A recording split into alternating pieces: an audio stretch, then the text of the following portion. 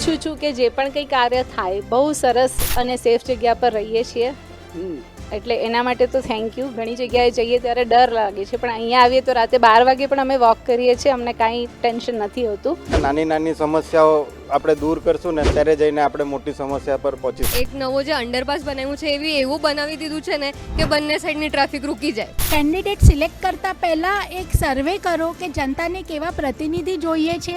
અમારે આગળથી બધા ટેક્સ લઈને બધા ભરે છે અને અમે પાછા એવા ને એવા જોઈએ. લોંગ વિઝન અમને નથી દેખાતું, એકનું એક કામ રિપીટ થાય છે. ઠીક, હવે આપણે મત આપી આવવાનું, જેને આપવો હોય તેને, કે આ કે મને આપો, આ કે મને, આપણે અંદર જેને જે કરવું તે કરી આવવાનું.